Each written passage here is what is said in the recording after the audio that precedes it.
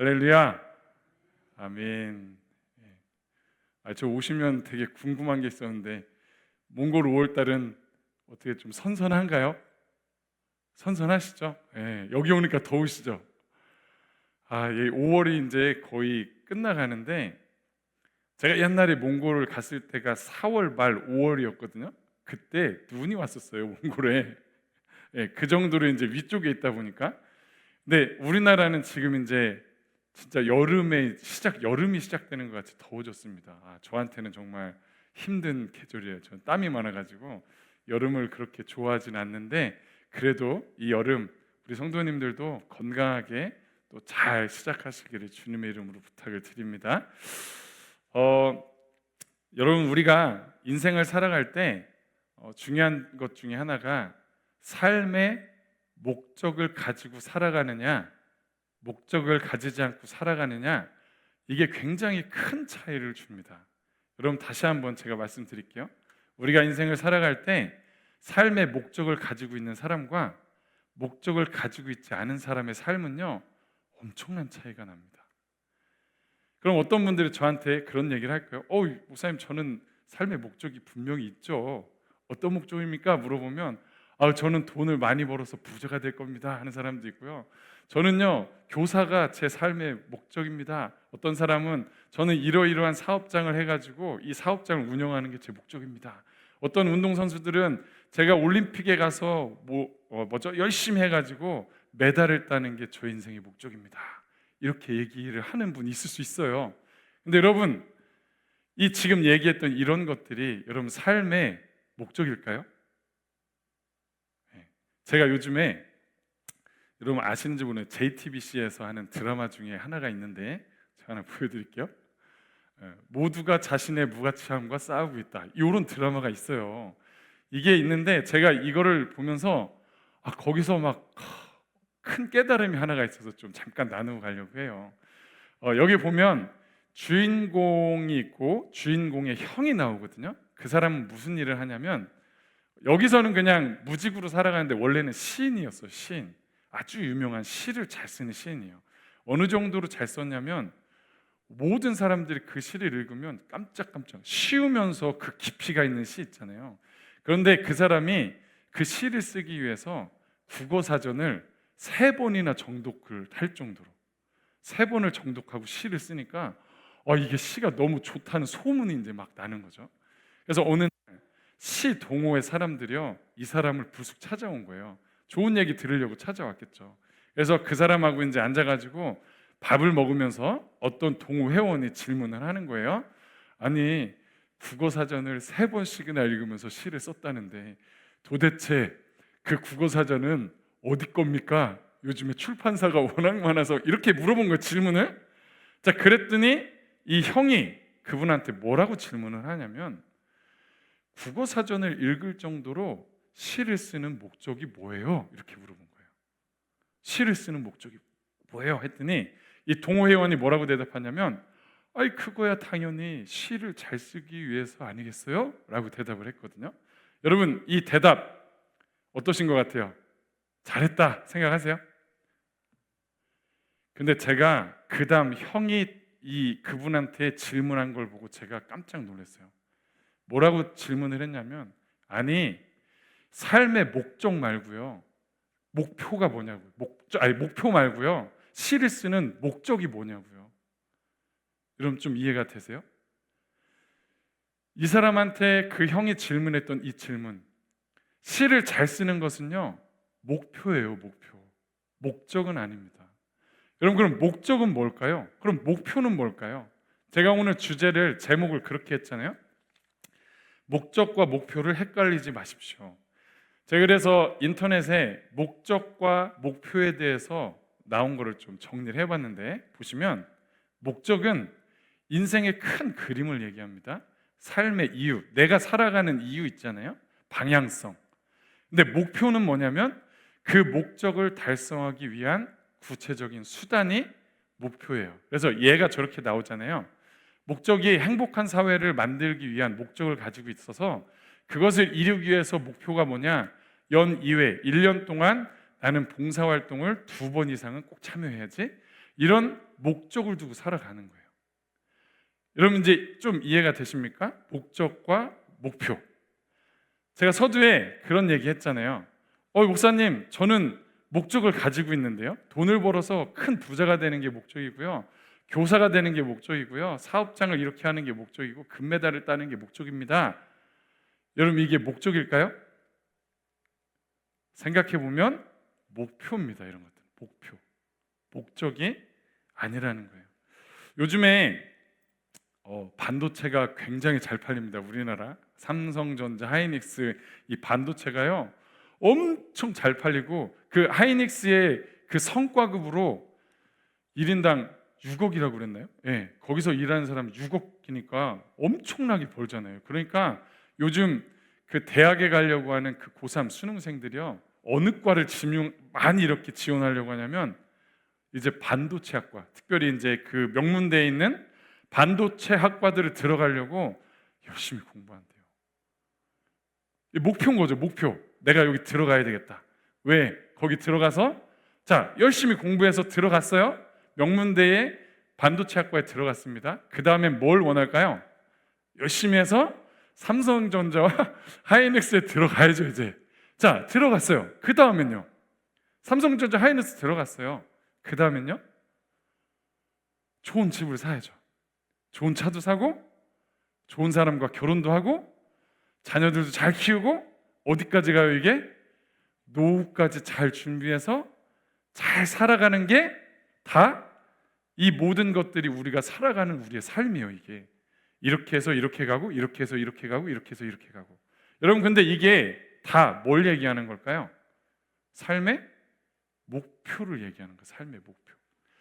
이분들 안에 이런 어떤 삶에 대부분 이렇게 살아가요. 이렇게 살아가는데 이런 삶에 목적 없이 이런 목표만 가지고 막 달려가는 사람들이 많이 있어요. 저도 마찬가지예요. 저를 포함해서. 그런데 여러분 삶의 목적 없이 목표만 가지고 쭉 달려가는 사람들에게는요 특징이 나중에 두 가지가 생깁니다. 어떤 특징이 생기는지 아세요? 제가 이거 다 제가 재미나이한테 물어서 이렇게 그렸던 건데 여러분 목적 없이 목표만 가지고 사는 사람들의 문제점들이 발생하기 시작해요. 두 가지 문제점인데 첫 번째는 뭐냐면 여러분 이렇게 무엇이 가치 있는 삶인지 스스로의 기준이 없는 사람은요 대부분 사회가 정해준 기준을 목표로 살아가게 돼요. 저기 나오죠? 돈. 사람들이 얘기하는 돈 많이 벌어야지, 좋은 집 사야지, 좋은 차 사야지, 좋은 것들 이런 것들을 해야지, 좋은 직장, 나 성공해야지, 뭐 승진해야지. 이 목표를 두고 사회가 정해준 그런 좋은 목표를 향해서 같이 달려간다는 거예요. 그런데 이게 왜 문제가 되냐면요 이걸 위해서 막 애를 쓰는데 문제는 이걸 하면서 계속해서 타인과 비교하기 시작한다는 거예요. 자기 기준이 없고 사회적 기준만 가지고 막 달려가면 나보다 더 훨씬 잘하는 사람이 얼마나 많아요. 자기보다 돈 많고 잘 나가는 사람들이 얼마나 많아요. 그런 사람들하고 막 비교하면서 자기를 또 막 한심스럽게 생각하고 때로는 타인을 막 비난하고 비판하고 이런 삶을 끊임없이 그 살아가는 동안에 계속해서 살아가는 거예요. 두 번째 문제점은 뭐냐? 여러분 고난이 닥쳤을 때 우리가 하는 일들, 지금 목표를 가지고 하는 일들에 있어서 어떤 철학적 가치, 어떤 신념들, 제가 얘기하는 목적이 없는 사람들은요 어려움, 고난이 이렇게 닥쳤을 때요 그 사람은 그 고난을 이겨낼 힘이 부족하다는 거예요. 그 문제 앞에서 주저하고 말아요. 어떨 때는 그냥 내가 어떻게 하지?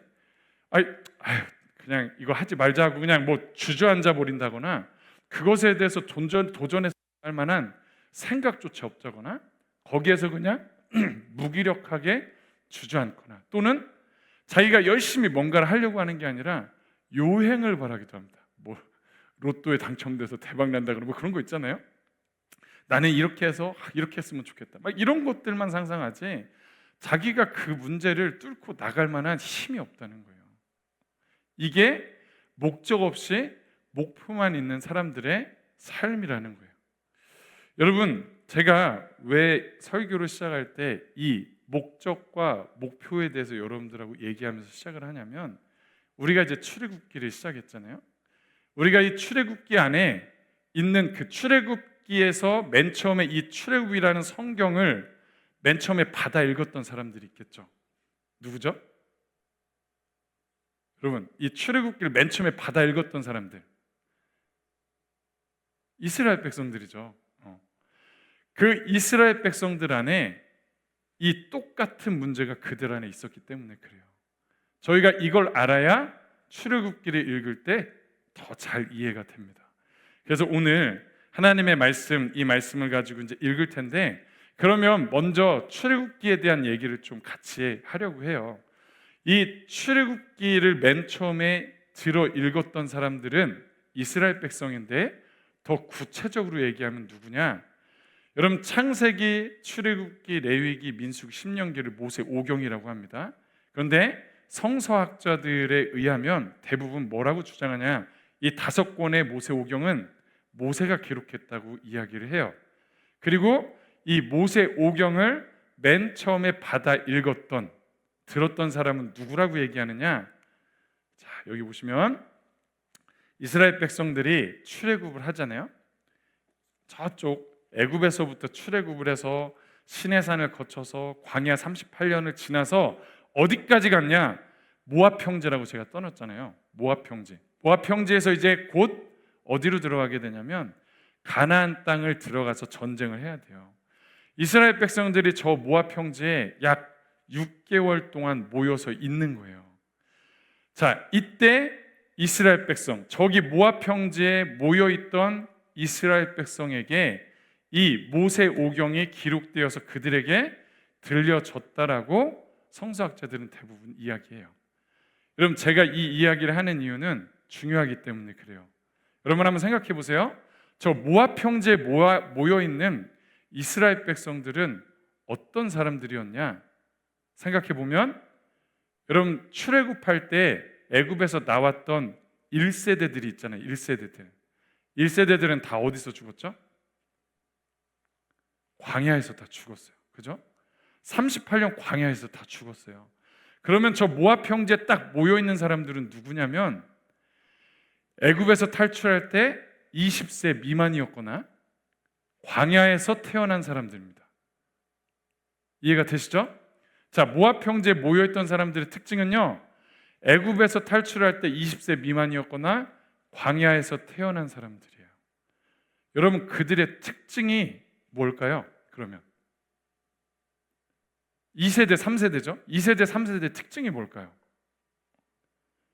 여러분, 특징이 2가지가 있어요. 크게.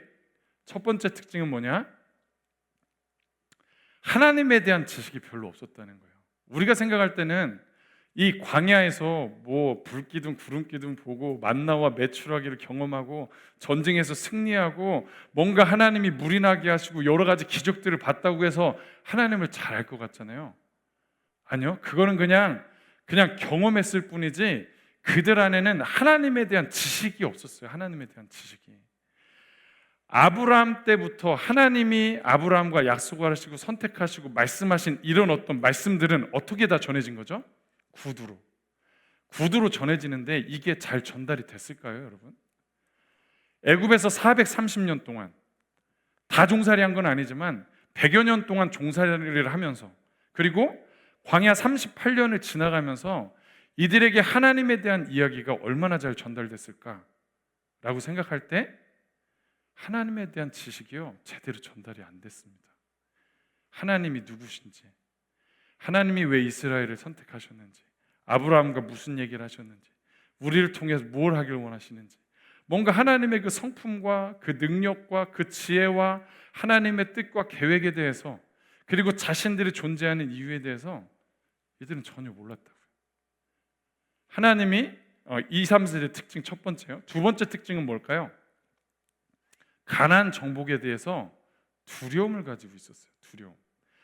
이것에 대해서 잘 표현하고 있는 게 신명기 9장에 나오는데요. 신명기 9장 1절과 2절을 같이 읽어볼게요. 자, 제가 안 적어놨나요? 죄송합니다. 제가 이거를 여러분, 신명기 9장 한번 찾아보실래요? 신명기 9장 1절과 2절 신명기 9장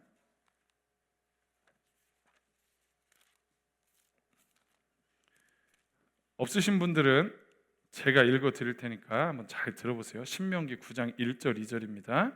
이스라엘아 들으라 내가 오늘 요단을 건너 너보다 강대한 나라들로 들어가서 그것을 차지하리니 그 성읍들은 크고 성벽은 하늘에 닿았으며 크고 많은 백성은 내가 아는 아낙 자손이라 그에 대한 말을 내가 들었나니 이르기를 누가 아낙 자손을 능히 당하리요 하거니와.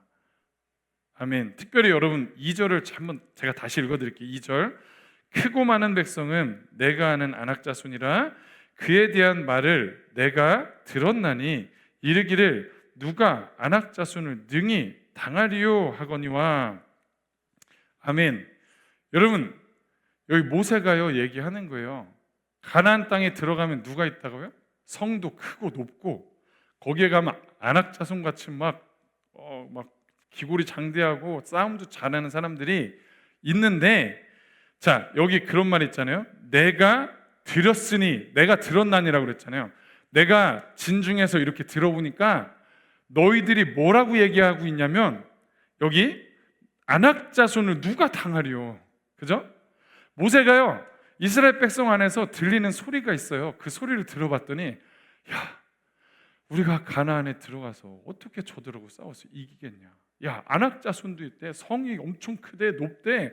저런 사람들을 어떻게 우리가 싸워서 이기냐. 두려움이 이스라엘 백성들 안에 두려움이 막 가득한 거예요. 여러분 왜 이스라엘 백성 안에 가나안 땅에 들어가기 직전에 모여있는 그들 안에 그런 어떤 두려움들이 있었을까? 물론 여러분 우리가 눈으로 볼 때 강하고 막 무기도 세고 엄청나게 막 성도 높고 하면 보여지는 것으로 두려울 수 있죠. 무서울 수 있어요. 그런데 근본적인 이유는 어디에 있었냐면 그들 안에 들어가야 되는 목적이 없었던 거예요. 목적이. 제가 아까 목적이 없는 목표만 있는 사람들의 특징, 문제점 제가 두 가지 얘기한 것 중에 두 번째 거 기억나세요? 목표가 없으면 삶의 두려움이 딱 닥쳤을 때, 어려움이 딱 생겼을 때 어떻게 하냐면 주저해요. 돌파하지 못해요. 오늘 이스라엘 백성들이 그러고 있는 거예요. 뭐라고 얘기하냐면 우리가 왜 저런 데 들어가서 싸워야 되지? 저런 사람들하고 싸우면 분명히 우리가 질 수도 있고 많은 피해가 입을 수도 있고 많은 사람이 죽을 텐데 왜 우리가 이런 어려움들을 극복해가면서 싸워야 되지? 왜 우리가 저기 들어가야 되지? 그냥 여기 요단 동편도 우리가 저기 차지했었잖아요. 요단 동편. 그냥 여기 요단 동편도 좋으니 그냥 여기 용편에서 살고 그냥 여기서 그냥 우리가 행복하게 살면 되지. 굳이 힘들게 저기에 들어가서 왜 싸워야 되지? 여러분 이스라엘 백성들의 상태가요 지금 이런 상태였다라는 거예요. 여러분 이 상태를 누가 알고 계셨냐면 하나님이 너무나 잘 알고 계셨어요. 그래서 우리 하나님은 아까 제가 얘기했죠. 이들이 어디에 모여 있었다고요? 모압 평지에 모여 있을 때 이제 뭘 하시는 거예요?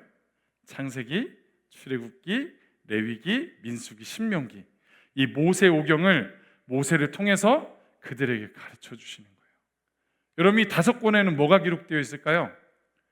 하나님에 대해서 그분의 성품, 능력, 그분의 그 모든 것들이 이 5권에 다 기록되어 있고요. 왜 하나님이 아브라함을 선택하셨는지, 그걸 통해서 왜 이스라엘을 선택하셨는지, 하나님의 뜻이 어디에 있는지 이 책에 다 기록되어 있어요. 이들이 무엇을 위해서 살아야 되는지, 하나님이 왜 선택하셨는지, 이걸 통해서 삶의 목적을 그들에게 먼저 가르쳐 주셔야 그들이 가나안 땅으로 들어갈 수 있다는 걸 하나님은 너무나 잘 아셨다는 거예요. 우리 사랑하는 하익교회 성도 여러분, 우리도 제가 왜 이 말씀을 드리냐면 우리가 이제 출애굽기를 쭉 배우잖아요. 여러분들과 이걸 배우는 이유가 있어요. 혹시라도 여러분들의 삶 가운데 목표만 있고 목적이 아직 없으신 분들이 있다면 하나님은요 동일하게 우리에게도 이 말씀들을 통해서 우리에게 삶의 목적을 가르쳐 주시길 원하세요. 우리가 이 말씀들을 배워나갈 때 하나님이 알게 하시는 삶의 목적을 여러분들이 발견해 나가시기를 주님의 이름으로 축복합니다. 여러분, 그런데 제가 이걸 통해서 여러분들하고 이제 제 이야기를 좀 잠깐 하고 마칠 텐데, 여러분, 이건 신앙, 아까 제가 서두에 그랬잖아요. 목표만 있고 목적이 없는 사람들은 기준이 사회적 기준을 따라가게 되고 비교한다고 그랬고요. 어려움이 생길 때 주저하고 그냥 돌파하지 못한다고 그랬어요. 여러분, 우리가 목표를 향해서만 달려가면요, 신앙 안에서도 똑같은 일이 일어납니다. 제 이야기를 좀 해볼게요. 여러분, 먼저 이제 질문을 좀 한번 해보겠습니다. 제가 이제 목회자잖아요. 목사인데, 여러분, 이 목회자, 목사로 있는 이 삶은 삶의 목적으로 살아가는 걸까요? 목표로 살아가는 걸까요? 목사로 살아가요. 그죠? 제가 목사인데, 이 목사라고 살아가는 게 목적을 살아가는 걸까요? 목표로 살아가는 걸까요? 네, 맞아요. 이 목사라는 타이틀은요, 목적을 이룬 거예요. 그냥 목적을 이룬 거. 이제 목사로서 어떻게 살아갈 거가 목적인 거거든요. 그죠? 제가 목사로서 이런 방향성을 가지고 살아가야지 하는 게 목적인 거예요. 그런데 만약에 제가 목사인데 목사로서만 그냥 살아가려고, 목표는 다 이루어졌잖아요. 그죠? 목표는 다 이루어졌는데 목적이 없이 목사로만 그냥 계속 살아가잖아요. 무슨 일들이 벌어지냐면, 이거 제가 실질적으로 경험한 거예요. 제가 목회를 하면서 어떤 것들을 많이 경험하냐면, 목회자로 막 살아가요. 열심히 일합니다. 목회자로서 일은 하지만, 일을 하면서 제가 순간순간 제 마음 가운데 어떤 생각들이 막 들어오냐면, 그 사회적 기준들, 똑같은 사회적 기준들이 저한테 막 스물스물 올라오는데, 나는 언제쯤 큰 목회를 해보지? 이런 거 있잖아요. 나는 언제 사람들이 많은 양쪽 부흥을 해보지? 나는 언제 목회를 하면서 사람들이 이렇게 했다라는 이런 목회를 나는 해보지? 여러분, 그 큰 교회, 뭔가 부흥 성장한 교회의 어떤 그런 목회자들과 제가 막 비교하기 시작하더라고요. 그리고 또 하나, 저는 그게 안 되니까 제 안에 뭐가 몰려오기 시작하냐면 무기력감이 막 몰려오기 시작해요. 그리고 그것을 돌파해서 뛰어넘어야 되는데 돌파해서 뛰어넘을 만한 생각을 하지 못합니다. 안주예요. 그냥 안주. 그냥 그런 거 있잖아요. 되게 합리화시키는 거 있잖아요. 목사님들이 많이 얘기하시는 거 있잖아요. 그냥 버티면 돼. 버티면 어느 순간 돼. 목적 없이 버티고 있는 거는요, 그냥 그거는 안주하고 있는 거거든요. 사실은 하나님이 주신 분명한 목적이 있이 버티고 있으면 그건 의미가 있어요. 그런데 이게 비교하기 시작하고 무기력해지니까요, 제가 신앙생활 하는데 그게 힘이 없더라고요. 사랑하는 성도 여러분, 혹시 연예인 중에 션이라고 많이 들어보셨죠? 션, 제가 찾아봤는데 이 사람 제가 아까 보여드렸던 사람입니다. 이 사람이 가수잖아요. 원래 가수 진우션의 션인데, 이 가수로서 여러분 굉장히 성공을 거뒀겠죠. 연예인으로 성공을 거두고 돈을 많이 벌었을 거예요. 그런데 여러분, 요즘 이 사람을 가수 션으로 기억하기보다는 누구로 많이 기억하는지 아세요? 기부천사라고 많이 기억을 해요. 기부천사. 제가 잘 몰라가지고 챗GPT한테 물어봤어요. 션이 얼마나 기부했나요? 여러분, 80억 이상. 저 사람이 80억 이상 사회에 기부를 했대요. 아무리 돈이 많다고 그래서 기부할 수 있는 게 아니거든요. 근데 저분이 자기가 벌었던 그 돈으로 어려운 사람들, 힘든 사람들, 이웃에게 막 이렇게 나눠주기 시작하고요. 저게 무슨 모양이냐면, 여러분, 그리고 저 사람이 요즘에 계속 마라톤을 해요. 계속 뛰기를 하고 마라톤을 하면서 사람들에게 후원을 받거든요. 후원, 마라톤 하면서 그 후원금도 다 어떻게 한다고요? 기부해요. 막 기부. 여러분, 이 션이라는 사람이 왜 이런 나눔하는 삶, 정말 다른 사람들은 할 수 없는 그런 삶들을 살아갈 수 있을까요? 이 사람에게는 목적이 분명히 있기 때문에 그래요. 제가 찾아보니까 션도 크리스찬이거든요. 션이 크리스찬인데 저의 삶의 목적을 뭐라고 얘기하냐면 이렇게 얘기합니다. 오늘 하루를 마지막처럼 사는 것, 그리고 나누며 행복을 전파하는 것, 내가 가지고 있는 것, 그리고 나를 통해서 주어진 것들을 나누며 행복을 전파하는 것이 삶의 목적이라는 거예요. 여러분, 이 목적이 정해지면 이제 목표를 향해서 그 목표를 이용하겠죠. 연예인이라는 그 목표를 이 목적을 위해서 쓰는 거예요. 그죠? 마라톤이라는 목표를 이 목적을 위해서 쓰는 거예요. 또 이 사람이 여러 가지 목표들을 세우며 나가겠죠. 그 목표를 가지고 이 목적을 하면서 살아가는 것입니다. 우리 사랑하는 성도 여러분, 우리에게도 이런 목적이 필요한데 여기서 중요한 건 그거예요. 여러분, 이 목적, 진짜 우리의 목적은 어디서 발견할 수 있냐면 하나님으로부터 우리는 발견할 수 있습니다. 왜냐? 하나님이 우리를 만드셨기 때문에 그래요. 우리를 창조하신 하나님 안에서 그 목적을 발견할 때 우리는 온전한 삶을 살아갈 수 있는 것을 기억하시기 바랍니다. 제가 다시 한번 말씀을 드릴게요. 우리 하나님은 이스라엘 백성들에게 하셨던 것처럼 오늘 저와 여러분에게도 하나님 안에서 삶의 목적을 발견할 수 있도록 가르쳐 주기를 원하세요. 여러분, 구하시고 찾으시면 하나님이 그 목적을 우리에게 가르쳐 주실 줄로 믿습니다. 또한 목표와, 제가 그랬어요, 목표와 목적을 헷갈리지 마십시오. 목표를 목적으로 생각하고 살아가는 사람들이 있습니다. 그러나 그렇지 않아요. 우리는 하나님이 주신 그 목표를 발견하고 그 목표대로 우리의 삶을 잘 세워나갈 수 있도록 그렇게 기도하시기를 주님의 이름으로 축원합니다. 아멘.